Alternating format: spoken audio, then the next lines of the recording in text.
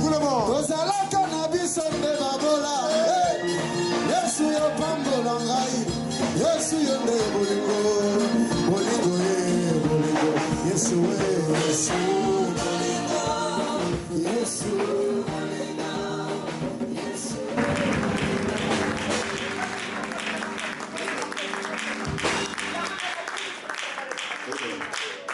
Ce matin, je ne te parle pas d'un homme. Je te parle d'un Dieu. Je te parle de quelqu'un qui avait été annoncé pour mort, mais qui maintenant est ressuscité et qui vit d'éternité en éternité. Je te parle de quelqu'un qui a la capacité de changer ta situation en une seconde. Je te parle de quelqu'un qui a la capacité de te faire passer de la prostituée à l'aïeul de Jésus-Christ. Je te parle de Rahab. Je te parle de la personne qui peut te donner ce que les hommes n'ont pas pu te donner. Je te parle de la personne qui te donne la paix et qui te dit je te laisse ma paix. Je veux que tu acclames cette personne ce matin dans une dimension qui mérite. Alléluia. Gloire à Jésus-Christ. Jésus est Seigneur. Tu peux t'asseoir dans la présence de Dieu. Que Dieu nous bénisse ce matin. Tiens la main de quelqu'un, dis que Dieu te bénisse. Oh, tiens la main de quelqu'un, dis Dieu te bénisse. En fait, chaque fois que vous dites à quelqu'un que Dieu te bénisse, c'est parce qu'il est déjà béni. Amen. Tu n'as pas bien dit Amen. Amen. Tu lui dis que Dieu te bénisse juste pour confirmer. La vraie prophétie, c'est ce que Dieu t'a déjà dit que quelqu'un vient confirmer. Dis Amen. Amen. Alléluia. C'est parce que Dieu t'a convaincu d'être dans cette maison que tu es là ce matin. Personne ne t'a attaché pour arriver. Alléluia. Amen. Gloire à Jésus-Christ. Ce matin, j'ai un témoignage. Alléluia. Une église où il n'y a pas de témoignage, Dieu n'est pas dans l'église. Une église aussi où les fidèles cachent leur témoignage, ils sont ingrats. Dis Amen. Ce que Dieu fait pour toi, tu dois témoigner. Ce matin, avant de rentrer dans la prédication, je veux témoigner. Alléluia. Je suis arrivé en France le 14 mars 2015. Mandaté par l'archevêque Kodia Guy Vincent, président fondateur des églises McVie dans le monde, pour venir en mission en France pour l'œuvre de Dieu. Je n'étais pas d'accord pour venir. Dis Amen. Amen. Je ne voulais pas venir. Dis Amen. Mon père spirituel dit, tu vas partir. Et tout ce qui vient d'un père spirituel vient de Dieu. Amen. Tu n'as pas bien dit Amen. Amen. Chaque fois que ton père spirituel te dit une chose, c'est que Dieu lui a dit une chose. Amen. J'ai dit, papa, comme tu as dit, je vais en mission, alors je vais en mission. Et je suis arrivé en France. La France m'a accueilli. La ville de Nantes m'a accueilli. Et le Seigneur a permis que j'arrive en France, non pas comme un aventurier, mais comme un missionnaire. C'est deux choses. Un aventurier peut se trouver dans le vent. Tu n'as pas dit Amen. Amen. Mais un missionnaire a une mission, donc il a un mandat. Amen. Et il m'a mis à côté de l'évêque Denis Bakouma pour que nous puissions servir le Seigneur dans cette maison. Et l'évêque m'a accueilli à bras ouverts.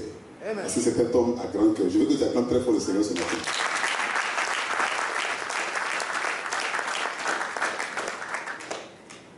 Et quand je suis arrivé, j'ai eu mon tuteur et ma tutrice ici à Nantes, en la personne du président Cassie et son épouse. Je suis resté chez eux. Ils m'ont nourri, ils m'ont blanchi. Amen. Ok, on peut te nourrir sans te blanchir. Je voudrais ce matin être reconnaissant à Dieu pour le président Cassie et sa famille. Et au nom du président Cassie, dire merci à toute l'église. Parce que je suis arrivé à Nantes et vous m'avez accueilli. Je vous avoue que quand je quittais le siège, pour ceux qui ont été au siège, c'est une autre dimension. Et dans ton cœur, il y a des regrets. Au point où, quand je suis arrivé en France, le songe que j'ai fait, c'est que je repartais au siège. Et quand j'arrive au siège, j'étais assis à mon bureau et mon adjoint, qui est devenu le principal aujourd'hui, j'arrive, donc normalement quand j'arrive au bureau au siège, tout le monde se lève, et puis ils me disent, mais toi tu ne cherches pas ici. Mais toi tu vois ça. Chez le révérend Samuel, non mais toi c'est toute ta juridiction. Dans le songe.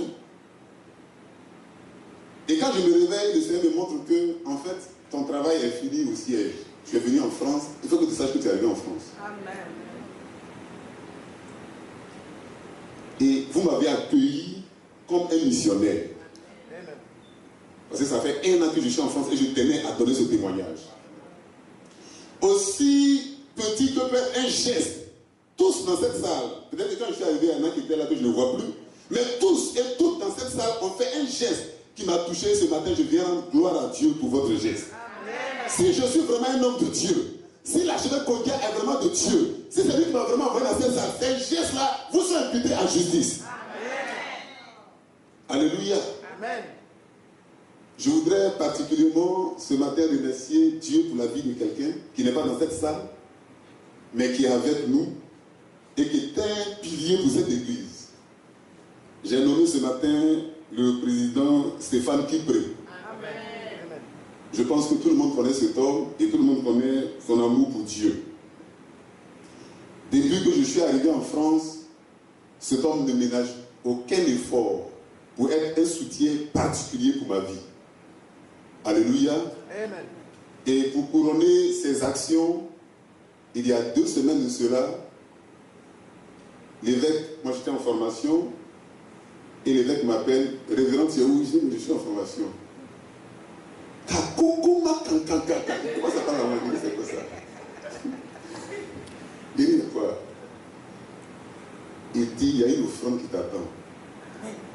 Il y a une offrande. Il dit, mais il faut venir.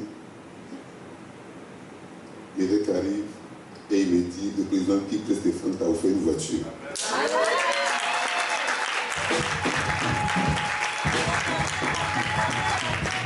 Alléluia. Le maire de Nantes, qui est le président Cassie, que je fais le maire de Nantes, il a mis tout en place pour que la voiture soit disponible. Alléluia. Je n'avais pas la main, je n'ai jamais conduit de voiture manuelle. J'ai toujours roulé des automatiques. En moins de 3 jours, j'ai eu la main. Avant le Seigneur de la vie. Est-ce qu'on peut t'arracher la voiture si tu n'as pas la main? Bien aimé, je veux bénir le Seigneur ce matin. Je vous assure, je suis arrivé dans ce pays, il y a des choses qui me sont arrivées, on aurait passé peut-être 10 ans avant que ça n'arrive. Je suis dans ce pays, j'ai la carte de 10 ans, c'était pas évident. Je suis arrivé dans ce pays, il y a eu des situations, mais Dieu m'a préservé. C'est dans ce pays que Dieu m'a montré qu'il m'a vraiment appelé. Pourtant, j'ai fait des pays comme l'Inde où il y a des hommes de Dieu qui sont morts là-bas, qui sont allés en prison. Vous travaillez votre ministère. Sans faire, je me sens en famille. Et un jour, l'archevêque m'a dit, parce qu'un jour j'ai prêché un thème, où j'ai dit, nous sommes une famille, et ce thème a marché l'archevêque, ça l'a tellement marqué. Et pour moi, la famille est sacrée. Mais nous sommes une famille. Amen. Et si nous sommes une famille, on doit se protéger. Amen. Ce matin, je veux que tu acclames très fort le Seigneur. Si l'Éternel a fait pour moi, il le fera pour toi. Alléluia. Quelquefois, attends que tu as. Fais l'œuvre de Dieu et Dieu fera son œuvre dans ta vie. Amen. Je veux qu'on prie le Seigneur ce matin pour recevoir la parole. Seigneur, nous voulons bénir ton nom parce que tu es Dieu. Qui est comme toi, qui peut faire les choses que tu fais. Nous ne sommes même pas dignes d'être appelés chrétiens à cause de ce que nous sommes loin de tes principes. Mais chaque jour, tu nous rappelles. C'est que nous savons que la répétition quelqu'un l'a dit, est pédagogique, mais pour nous les chrétiens, la répétition est salutaire. Je te prie ce matin, même si ce sont des choses que nous avons déjà entendues, Seigneur, je te prie de nous laisser les écouter et nous laisser transformer. Les temps sont tellement mauvais, nous avons besoin de transformation. Christ le roi, prend le contrôle. Cette œuvre t'appartient. Dirige, que ma personne disparaisse. Que tout ce qui est égo, que tout ce qui est prétention, que tout ce qui est moi soit chassé de cette salle au nom de Jésus-Christ. Et que ton esprit lui-même prenne le contrôle. Merci Seigneur, parce que tu fais grâce. Et que toute la gloire te revienne au nom puissant de Jésus-Christ. Quelqu'un dit Amen. Amen. Gloire à Jésus-Christ. Amen. Amen. Amen. Alors, le message que je veux partager avec nous ce matin, j'aime bien dire nous parce que même le pasteur fait partie des messages qu'il prêche. Je l'ai intitulé par la grâce de Dieu, l'état de mon cœur. L'état de mon cœur.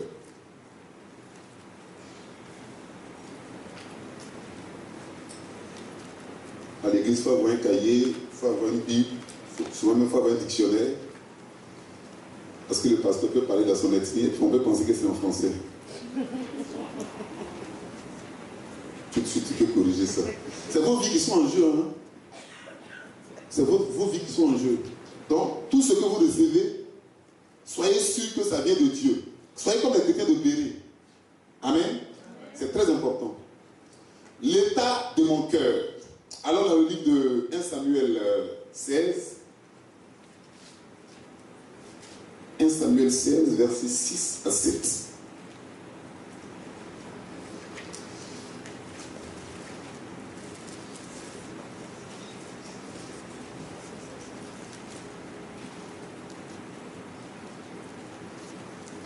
Dieu est bon. Je lis la parole de Dieu. Lorsqu'ils entrèrent, il se dit en voyant Éliab, certainement loin de l'Éternel est ici devant lui.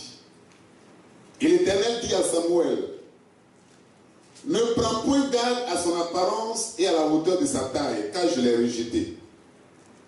L'Éternel ne considère pas ce que l'homme considère. L'homme regarde à ce qui frappe les yeux, mais l'Éternel regarde au cœur. Dis Amen à la parole de Dieu. Amen. C'est une parole que nous lisons tous les jours, tous les dimanches, les mardis. Une chose qui est importante, ce n'est pas la connaissance de la parole, c'est sa praticabilité. Tu peux faire une étude de plan, tu peux faire un business plan, mais si le projet n'est pas réalisé, c'est comme si tu n'avais rien fait. Ça veut dire qu'on lit la parole de Dieu tous les jours, mais nous devons comprendre que tous les jours que nous la lisons, il y a une révélation pour la journée quand nous la lisons. Quelqu'un dit Amen. Amen. Chaque fois que nous lisons la parole de Dieu, Dieu nous parlera autrement. Dieu nous instruira autrement. Dieu nous conduira autrement. La parole que nous lisons a toujours un objectif bien précis pour la journée pour nous. C'est pourquoi nous ne devons pas nous lasser de lire la parole de Dieu. Alléluia. Amen. Bien-aimés, ici, nous sommes dans une famille. Le père s'appelle Isaïe et il a des enfants et Dieu a décidé d'établir un roi dans la nation. Et quand Dieu veut faire un travail, il suscite un homme de Dieu. Parce que Dieu travaille avec ses serviteurs. Et il envoie le prophète Samuel, qui est un homme de Dieu, qui a l'œil prophétique et qui sait les choses de Dieu. Il envoie de la maison d'Isaïe et dit, va dans cette maison, j'y ai établi mon serviteur que je vais établir comme roi dans cette nation. Et Samuel arrive dans la maison. C'est un homme de Dieu, il arrive avec tout le rituel. Tout le monde se lave, tout le monde se rince. Et tout le monde vient à l'adoration. Et Dieu doit choisir.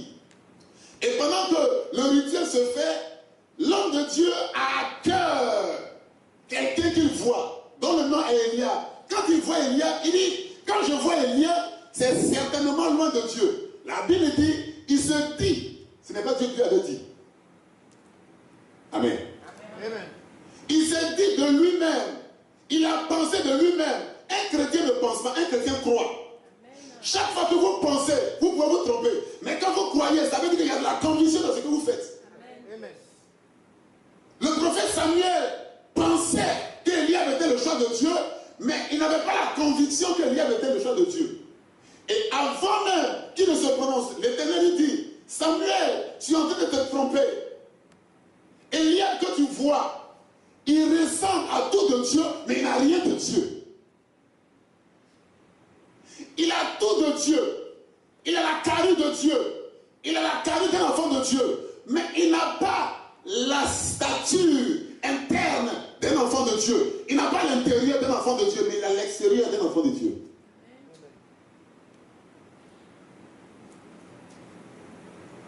Tous les œufs sont propres à l'extérieur. L'œuf qui est pourri, on ne le découpe que si on le casse. Amen. Quelqu'un n'a pas dit Amen. L'œuf est protégé par une coque. Et toutes les coques, même quand l'œuf est pourri, la coque tient toujours. Mais c'est quand on casse l'œuf qu'on découvre que le jaune est pourri ou le blanc est pourri. C'est ce que je suis en train de dire à quelqu'un ce matin. L'apparence trompe. Mais quand l'homme de Dieu a l'œil de Dieu, il voit à l'extérieur et il voit à l'intérieur.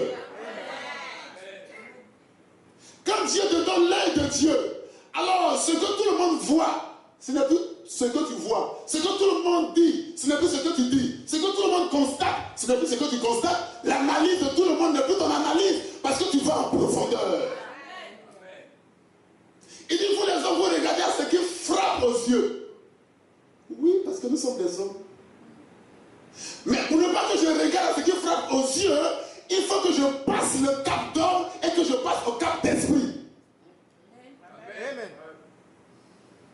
Si je reste homme, je suis obligé de regarder à ce qui frappe aux yeux. Mais si je deviens un esprit, l'esprit peut pénétrer tous les accès, même les plus bloqués, même les plus impossibles. Un esprit est comme du vent. Samuel, ce que tu vois ressemble à Dieu, mais n'est pas de Dieu.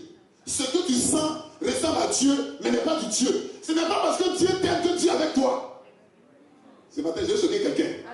Ce n'est pas parce que Dieu t'exauce que Dieu est avec toi. Dieu peut-être t'exauce parce que Dieu veut que tu sois avec lui. Dieu peut-être te bénit parce que Dieu veut que tu reviennes à lui. Dieu peut bénir quelqu'un qui est dans le fond, mais il veut ramener la personne, dire que je te bénis, je sais que tu es dans le fond, mais rappelle-moi, c'est moi qui te bénis. Reviens à moi parce qu'il faut que tu sois reconnaissant. Dieu te bénit parce que Dieu veut que tu sois reconnaissant. Dieu ne te bénit pas parce que tu as fait quelque chose à Dieu. Dieu te bénit et en retour, il veut que tu sois reconnaissant. C'est ce qu'on appelle la grâce. La grâce, ce n'est pas parce qu'on a fait quelque chose. La grâce, c'est parce que Dieu nous a aimés alors que nous n'aimions pas Dieu. Mais quand Dieu finit de nous aimer, Dieu veut que nous soyons reconnaissants. La Bible dit Dieu regardait à Noé et il vit que Noé trouvait grâce aux yeux de l'Éternel. Mais si Noé trouve grâce aux yeux de l'Éternel, ça veut dire que Noé est comme tout le monde. Parce que pour trouver grâce aux yeux de quelqu'un, il faut que la grâce, ça veut dire quoi? C'est la faveur imméritée. Tu n'as rien fait et Dieu t'a vu comme quelqu'un à qui il doit faire du bien. Mais dès que Dieu te fait du bien, il veut tout simplement que tu sois reconnaissant. Amen. Donc l'Éternel vient dans cette maison, il utilise le prophète. Il dit, ce que tu as vu, ce n'est pas de Dieu. Mais je vais te montrer celui qui est de Dieu. David n'était pas là, parce que c'est de lui qu'il s'agit.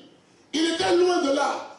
David n'a même pas participé à la cérémonie. Mais le choix de Dieu était sur lui. Je suis en train de dire à quelqu'un ce matin, quand Dieu a son choix sur toi, toi-même tu peux ne pas croire en toi.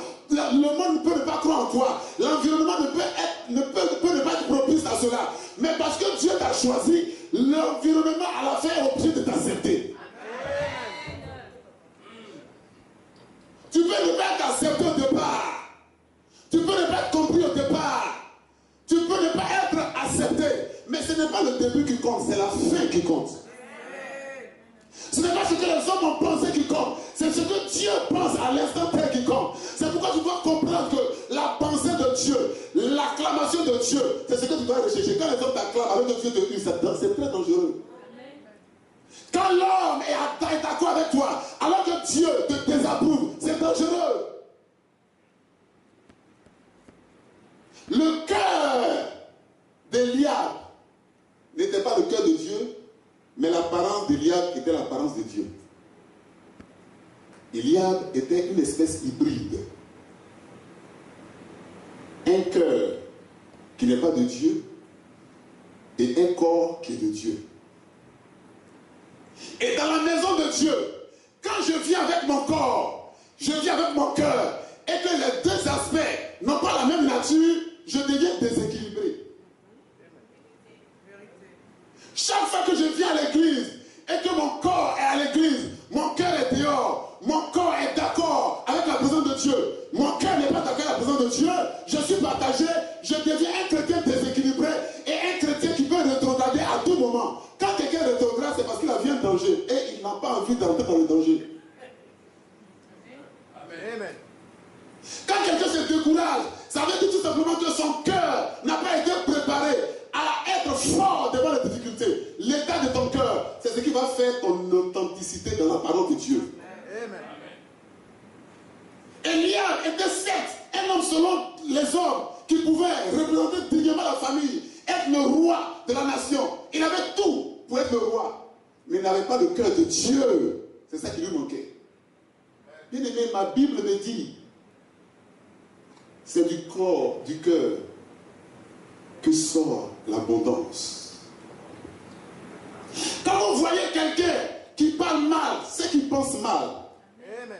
Tu n'as pas dit Amen. Et quand vous voyez quelqu'un qui pense mal, c'est qu'il est méchant. Et quand vous voyez quelqu'un qui est méchant, c'est qu'il est du diable. Et quand tu es du diable, tu sais le diable, même si tu ressembles au serviteur de Dieu. Amen. Donc ce n'est pas à ce que je ressemble qui est important, c'est à ce que je suis. Parce qu'on peut ressembler à tout, mais on ne peut pas être tout. Ce matin, je veux que tu comprennes quelque chose. Amen. On peut ressembler à tout, on peut porter tous les habits qu'on veut, on peut se donner toutes les amis qu'on veut, mais on ne peut pas être tout. Ce qu'on est, c'est ce que Dieu a fait de nous. Et cette nature, qu'on la cache, qu'on la dissimule, elle sortira un jour. Ce matin, le Seigneur m'a mis à cœur de te parler parce que nous sommes dans la semaine pascale. Quelqu'un a dit Amen. Dans la semaine pascale, la Pâque, c'est une traversée. La Pâque, c'est un moment que le peuple d'Israël a connu pendant qu'ils étaient en Égypte. Et quand Dieu a décidé de les délivrer, ils se sont levés et ils sont passés à un autre port. La Pâque, c'est aller à un autre port. Et pour aller à un autre port, il faut y aller avec un autre cœur.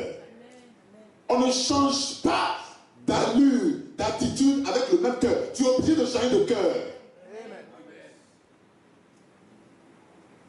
Dans la semaine pascale, il faut que tu fasses l'état de ton cœur, tu fasses l'évaluation de ton cœur. Bien aimé, ce n'est pas un homme de Dieu qui va venir faire l'évaluation de ta vie spirituelle. C'est toi-même à la lumière de la parole de Dieu qui dois dire au stade où je suis arrivé, où est mon cœur, à quel niveau est mon cœur, à quel niveau est l'état de mon cœur. Tu vas faire sortir un état imprimé de ton cœur pour voir à quel niveau ça est.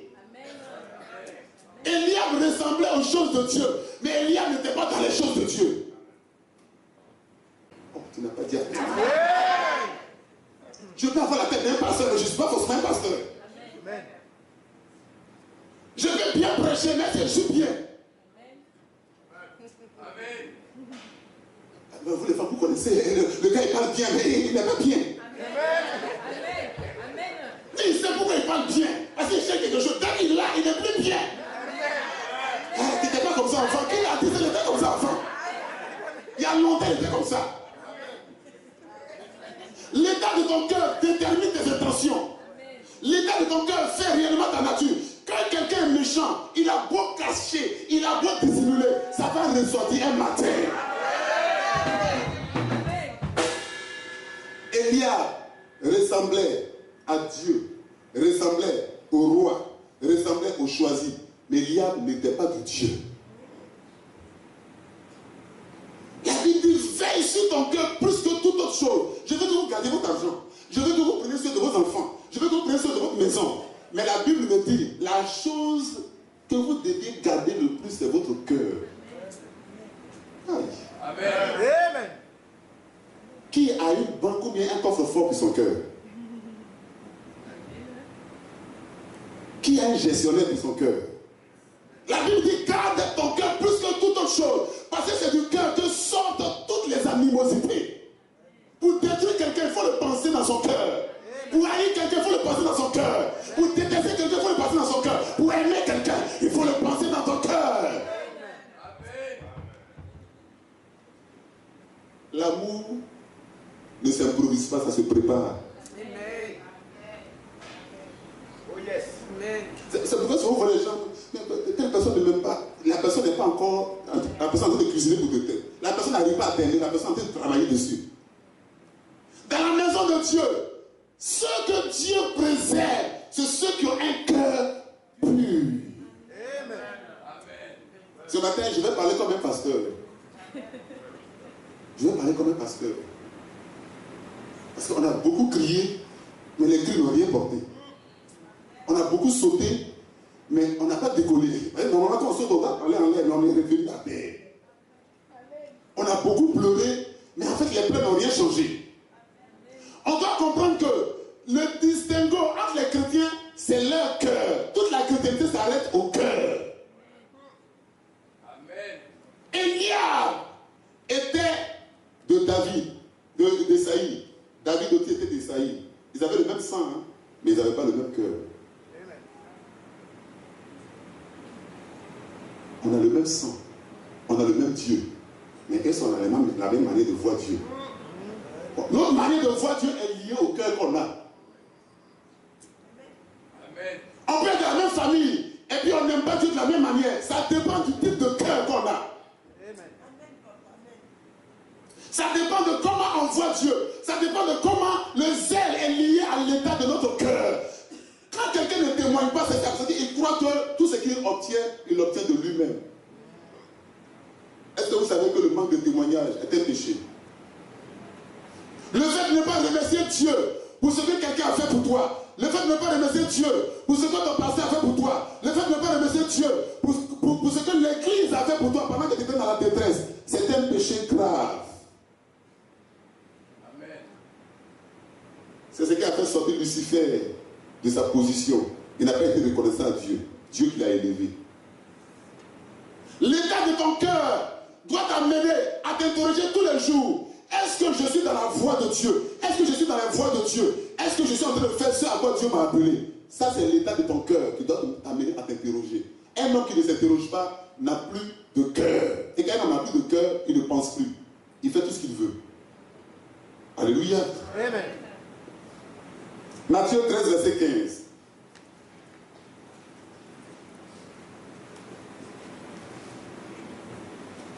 Matthieu 13, verset 15. C'est quoi l'état de mon cœur?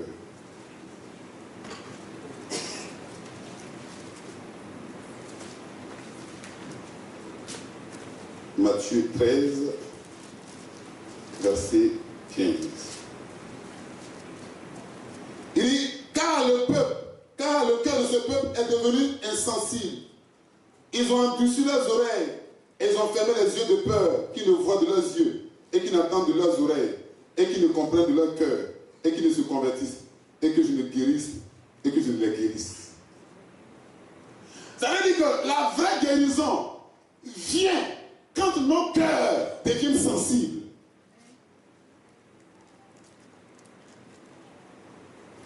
Quand Dieu veut guérir un cœur, il demande que ce cœur soit sensible à sa parole. C'est quoi la sensibilité à la parole de Dieu?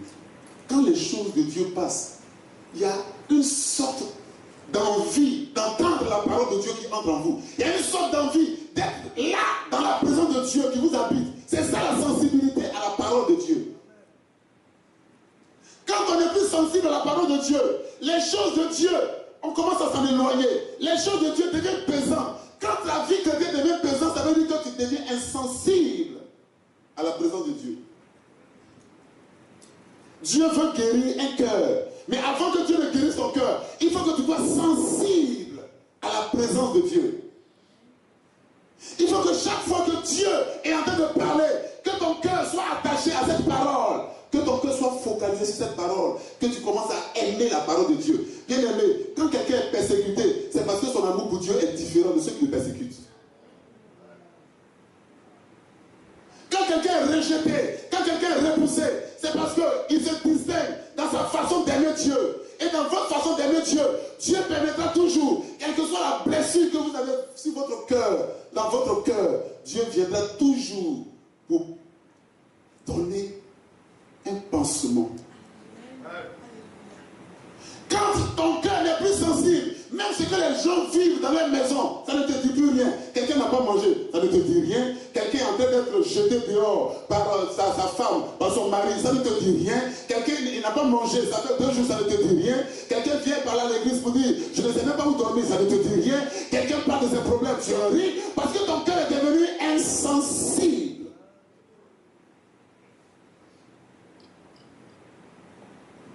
Quand ton cœur n'est plus sensible, Dieu ne peut plus opérer au travers de toi. Bien aimé, même pour guérir un malade, il faut que tu sois rempli de compassion pour le malade.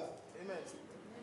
Jésus guérissait les malades parce que Jésus, il prenait sur lui la maladie de ceux qui étaient malades et il les libérait par la guérison qui était en lui. Amen. Pour transformer quelqu'un, il faut que vous preniez sur lui tout ce qui l'amène à être dans le bas-fond. Vous l'enlevez là. Donc vous allez avec lui dans le bas-fond pour aller l'enlever. C'est un travail difficile. Mais il faut avoir un cœur pour ça. Amen. Pour servir Dieu, il faut avoir un cœur pour ça. Pour adorer Dieu, il faut avoir un cœur pour ça. Pour venir louer Dieu, il faut avoir un cœur pour ça. Sinon un dimanche matin comme ça, il y a tellement de choses à faire. Si tu es ici, c'est parce que tu as un cœur pour Dieu. Amen. Sensible aux choses de Dieu, sensible à l'amour de Dieu, sensible à la présence de Dieu, sensible à la grâce de Dieu. Dieu fait beaucoup de choses dans nos vies. Mais nous sommes tellement focalisés sur ce que nous recherchons depuis des années que ce que Dieu fait autour de nous, on ne voit même plus. On devient amer. Bien aimé, ton cœur ne doit pas être amer. Quel que soit ce que tu peux avoir subi dans ta vie, ton cœur ne doit jamais être amer. Ton cœur doit être préservé. Préserve ton cœur plus que toute autre chose. Car de lui viennent les sources de la vie. Amen. Un homme qui n'a plus de cœur, un homme qui est sans cœur, il ne vit plus. Parce qu'il n'a plus de sensibilité.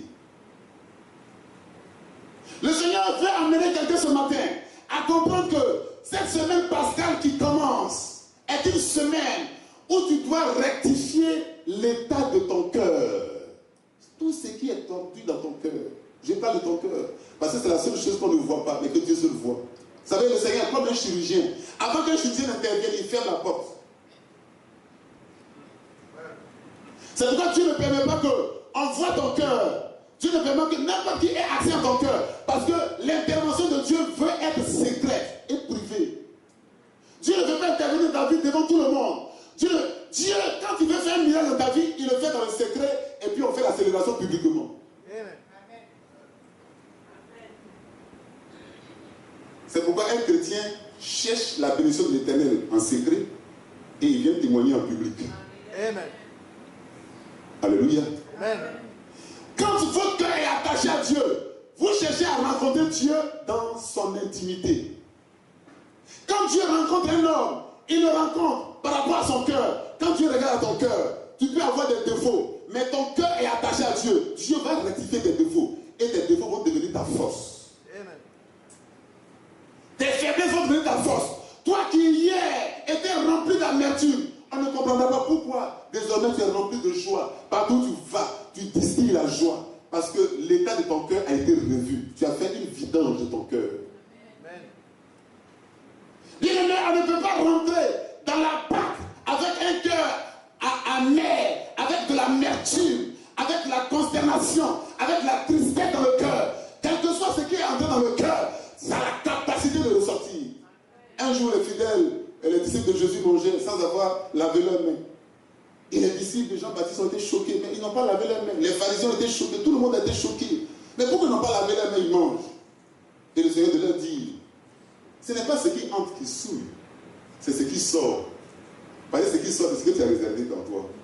Ce qui sort, c'est ce que tu as conservé en toi. Ce qui sort, c'est ce qui est une réserve en toi. Donc ce que tu dis, c'est ce que tu as pensé. Tout peut rentrer, mais tout ne peut pas rester. Amen. Oh, tu n'as pas dit Amen. Amen. Tu n'as pas dit Amen. Ça veut dire, même la parole, tu attends tout, mais ce n'est pas tout que tu écoutes. Ce que tu écoutes, c'est ce que tu as sélectionné. choqué. Ça veut dire quoi? Quelqu'un peut arriver à l'église, il n'a pas l'apparence d'un chrétien. Quand on le regarde, oh non, son habit est comme ça, son habit est... Mais son habit est peut-être penché, mais son cœur n'est pas penché. Amen. Ah, la soeur, sa jupe est trop courte, mais son cœur n'est pas court. Le problème de la jupe, on va régler ça. Évitez de prêcher la morale dans les églises. La morale est différente de l'évangile. Hey! La morale n'est pas l'évangile, mais la morale est dans l'évangile. Quand je dis à quelqu'un ton habit est déchiré, il faut arranger, ça c'est pas biblique, c'est culturel. Si son cœur est déchiré, c'est ça qui est dans la Bible. Donc vous devez comprendre que quand Dieu veut transformer quelqu'un, il commence par l'intérieur. Et puis après, ça commence à rejaillir sur l'extérieur. On a eu des frères qui sont arrivés à l'église avec des druides, avec des boucles d'oreilles. On ne leur a jamais dit qu'ils étaient en danger. On leur a juste expliqué la parole de Dieu. Et puis eux-mêmes ont compris que je suis garçon. Si je continue de mettre ça, un homme va me draguer un matin. Amen.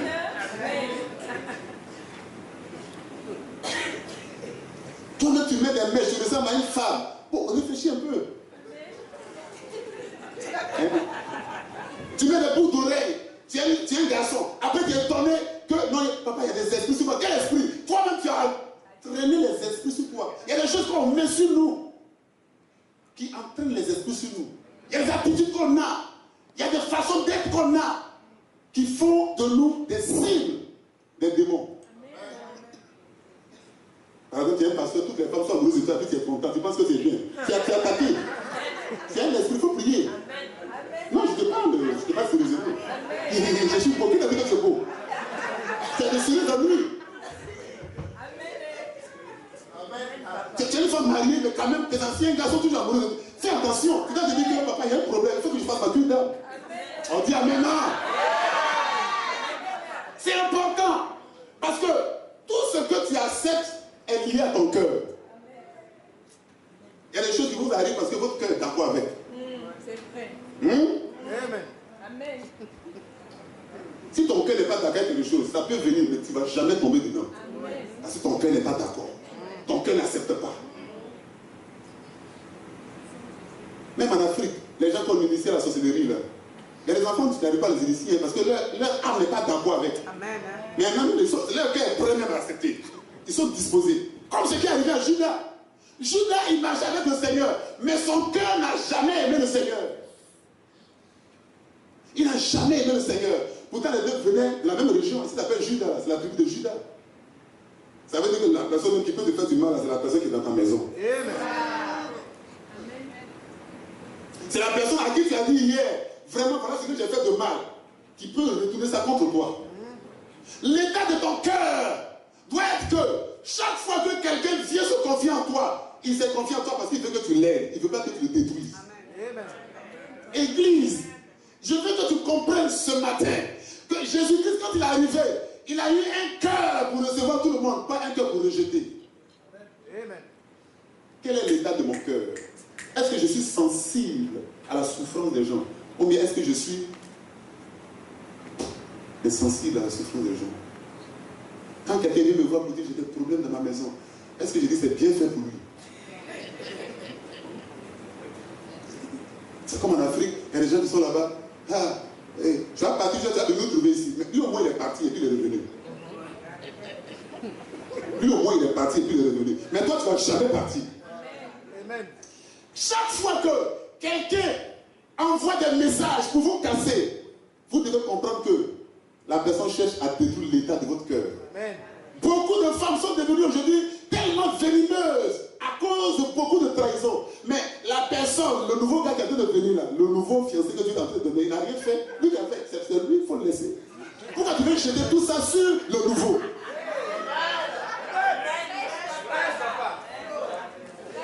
Lui qui t'a fait du mal. Pourquoi tu prends tout le mal qu'il t'a fait pour venir mettre ça sur lui qui est bien? Dis amen. Amen. Rien ne doit changer l'état de ton cœur. Quand vous voyez que Dieu prend soin de quelqu'un alors qu'il ne fait pas des efforts, ça veut dire que son cœur est pur. Amen. Je vous dis la vérité. Je vous dis la vérité. Il y a des gens dans cette salle.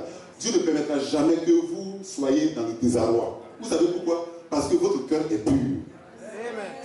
Vous pouvez avoir tous les défauts du monde, mais tant que votre cœur est pur, Dieu va rectifier. Et à la fin de votre vie, les gens comprendront que Dieu a été avec vous dans votre parcours. Est-ce que vous êtes dans votre parcours?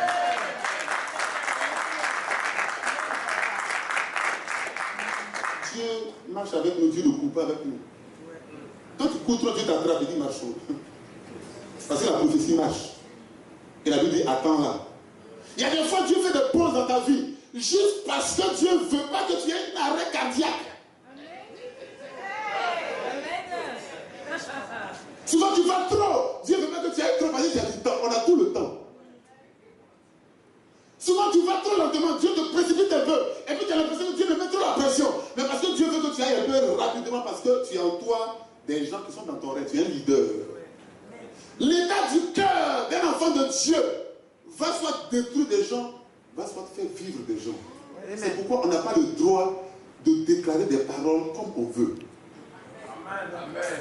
Il y a des églises où les pasteurs maudissent. Avec Dieu merci, on ne maudit pas. Dieu merci.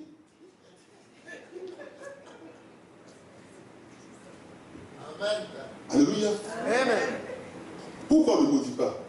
Si tu maudis, c'est qu'il y a la malédiction en toi. Si tu bénis, c'est qu'il y a la bénédiction en toi. C'est ce qu'on a qu'on donne, ce qu'on a qu'on ne peut jamais le donner. Amen. Et si mon cœur est rempli d'amertume, je ne peux que donner de l'amertume. C'est pourquoi vous voyez certaines personnes, tous les rêves qu'ils font sur vous, vous êtes morts. Vous êtes toujours morts. Papa, je t'ai vu dans un cercle, toi-même tu es dans le secret d'abord. Ne permettez jamais de quelqu'un de rêver sur vous et de vous voir dans un cimetière. Quand il rêve comme ça, une fois, une deuxième fois, tu dis que c'est la dernière fois que tu rêves sur moi et que tu rêves dans un cimetière.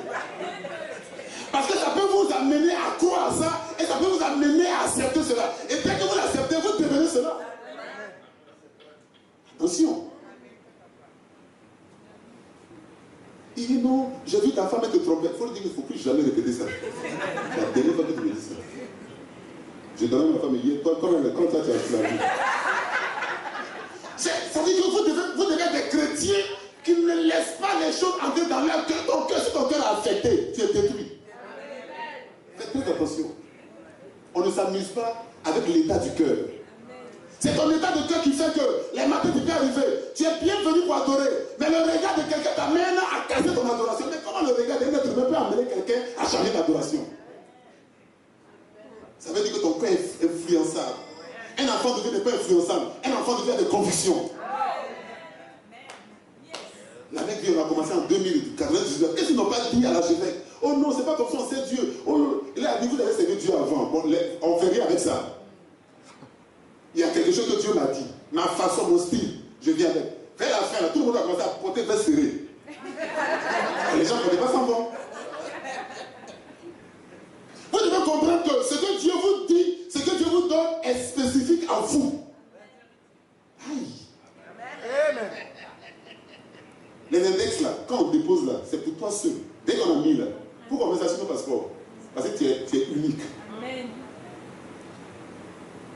Donc l'état du cœur, il y a des gens à qui on fait du mal, mais ils continuent toujours de faire du bien. Et puis souvent on dit, tu es bête ou quoi? Il n'est pas bête. C'est parce que c'est comme s'il n'est pas un scorpion, donc il le transforme en scorpion. C'est une colombe, on ne peut pas transformer une colombe en scorpion.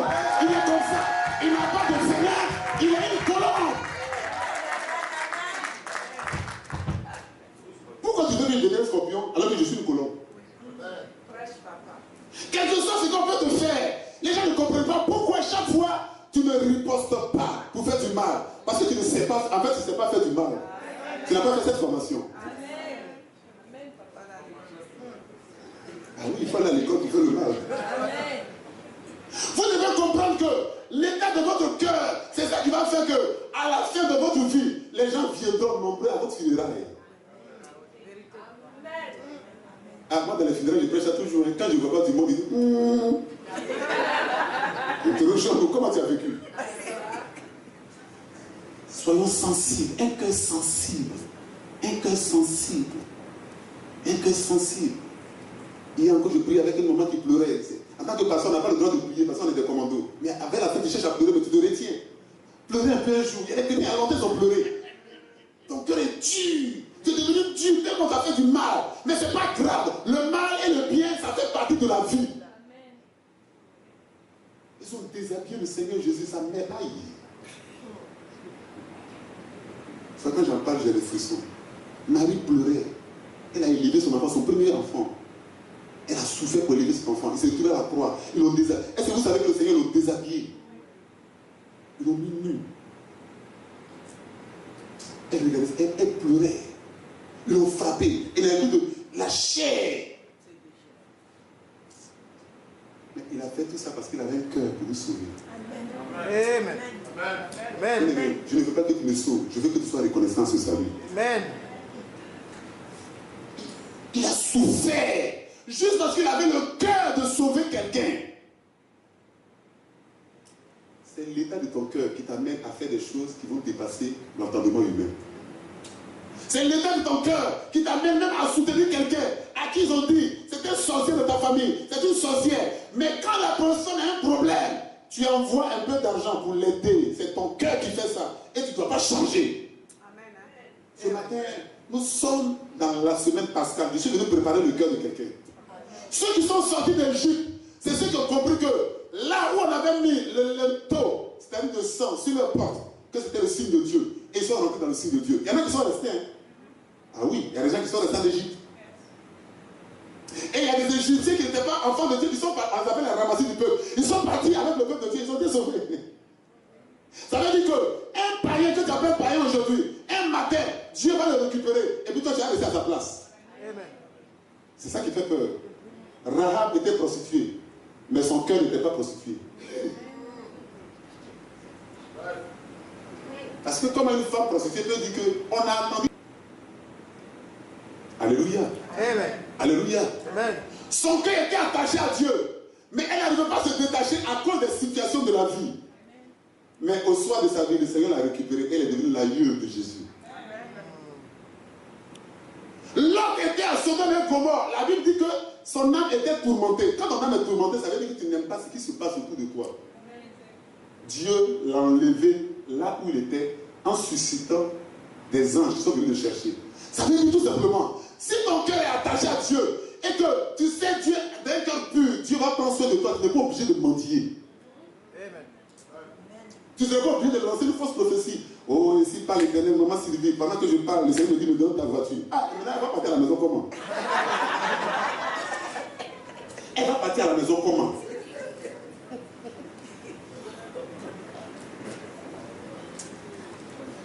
Tu n'as pas de voiture, si tu marches, ça fait quoi?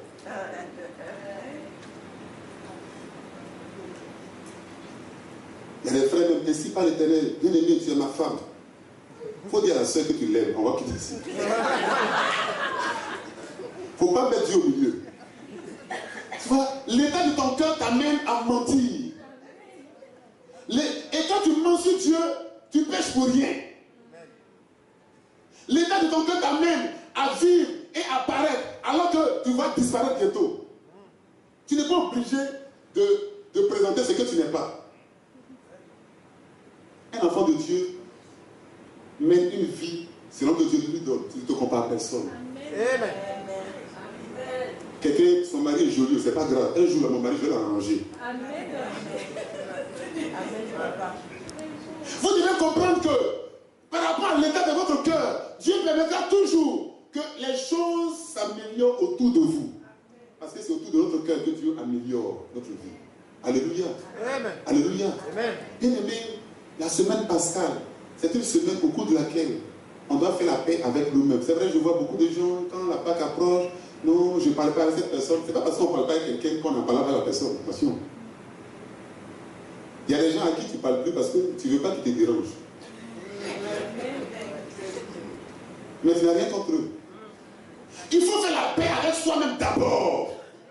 Faire la paix avec son Dieu et puis faire la paix avec son environnement. Sinon, ça va se répéter. Je vois des gens, il y a des familles, il y a toujours des réunions. Chaque jour, c'est le même problème. Pourquoi? Parce que le problème n'a pas été touché dans le fond. Personne n'a fait la paix avec son cœur. Personne n'a cherché à savoir qu'est-ce qui est dans mon cœur. Il y a des familles où vous entrez, il y a plein de jalousie. Mais parce que personne ne veut toucher le problème du doigt. J'ai réglé des problèmes dans une famille où les sœurs pratiquaient la jalousie. Ça faisait, quand elles étaient petites, aujourd'hui elles ont près de 50 ans, mais ça est toujours là.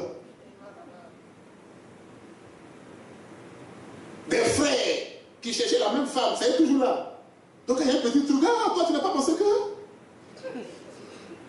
Si les problèmes ne sont pas réglés dans le cœur, au fond, on va monter, on va descendre, rien ne va changer. Bien aimé, Dieu veut que l'état de ton cœur soit à l'image de son cœur.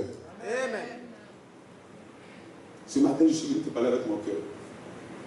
Et je suis venu te donner la pensée de Dieu pour que Dieu puisse travailler véritablement avec toi et dans ta vie.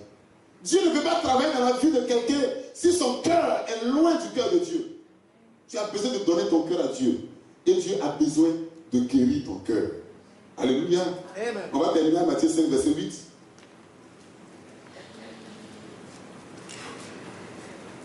Matthieu 5, verset 8.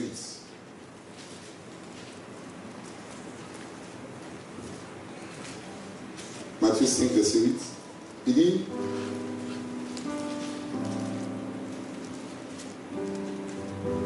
heureux ceux qui ont le cœur pur, car ils verront Dieu. C'est un cœur qui ne projette pas le mal. C'est un cœur qui ne mûrit pas le mal. C'est un cœur qui ne savoure pas le mal. C'est un cœur qui n'accepte pas la méchanceté. Un cœur pur, c'est un cœur qui aime le Seigneur Jésus et qui accepte la parole de Dieu. Même si cette parole est difficile. Un cœur pur, c'est un cœur qui ne conteste pas avec les voix de Dieu. Souvent les voix de Dieu peuvent être très difficiles à comprendre. Mais quand le cœur est pur, comme le cœur de Job, il dit, Seigneur, je ne sais pas ce qui se passe, mais ce que tu as fait, fais-le. Seigneur, quand je regarde dans ma vie, je sais que je n'ai rien fait. Cependant, s'il y a quelque chose qui cloche dans ma façon de vivre, Seigneur, parle-moi de cela. Ses amis sont venus. Ils ont dit non, voici ce que tu as fait, voici ce que tu as fait. Job n'a pas répondu. Job n'a pas répondu, mais Dieu l'a justifié. Un cœur pur sera toujours justifié par l'Éternel. Un cœur pur sera toujours justifié par l'Éternel. Bien aimé, ce matin, quel est l'état de mon cœur? Quand je me lève le matin, à quoi est-ce que je pense? Quand je me lève le matin, à quoi est-ce que je songe? Quand je vais dormir, à quoi est-ce que je pense? Qu'est-ce qui m'anime chaque jour en tant qu'enfant de Dieu? Qu'est-ce qui m'anime chaque jour en tant que chrétien? Qu'est-ce qui m'anime chaque jour en tant que père de famille, en tant que mère de famille? Pour ma famille, pour ma communauté, qu'est-ce qui m'anime? Pour mon église, quel est l'état de mon cœur? Qu'est-ce que je ressens quand des personnes souffrent dans mon église? Qu'est-ce que je ressens quand mon pasteur ne va pas bien? Qu'est-ce que je ressens quand mon frère est en train de pleurer à cause de ses difficultés? Qu'est-ce que je ressens? C'est de ça qu'il s'agit ce matin. Ce matin, il s'agit de l'état de mon cœur. Qu'est-ce qui m'anime par rapport à tout ce qui se passe autour de moi? Je veux qu'on se tienne debout ce matin.